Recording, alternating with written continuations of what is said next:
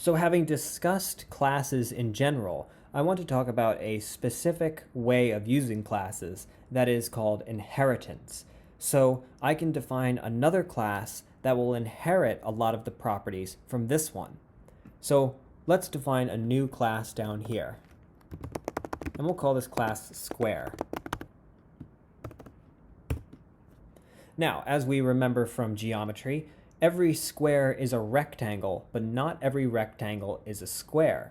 So what I can do is in my parentheses, I can say that the square inherits its properties from rectangle. Just like the rectangle, we're going to want to initialize a square anytime we create one. So we'll say def underscore init underscore underscore, and we'll give that function the value of self. And this time, all we need to do is to pass it the length, because the length and width are going to be equivalent. Now, while I'm initializing the square, I also want to initialize the rectangle. So what I'm going to say is rectangle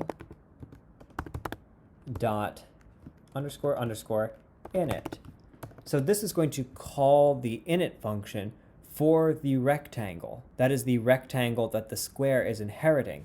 So if every square is a rectangle, then we can kind of say that there is a rectangle object embedded in every square object. And we will want to initialize that rectangle object at the same time we initialize the square object. And what we're going to pass to this initialization is just the self and the length. But since the initialization of a rectangle requires two parameters in addition to self, we will just give it the length again. And I can save this. So we'll have our rectangle instance down there, and let's say s equals square. And I'm going to pass the value of 5. And then let's print s.area. So this square object has a rectangle object embedded within it. And as such, it inherits both this init process and this calculate area process. So even though I don't reference area anywhere in this definition of a square, since I am referencing the rectangle, I can still ask for the area. So I can save this and run it, and it'll give me the area of 25.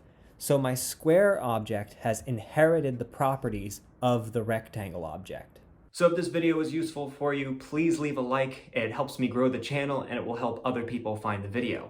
And again, if you would like to see these tools used in a broader context, I recommend checking out my Developer Diary series, where I am working long-term on big projects and actually putting these tools to use.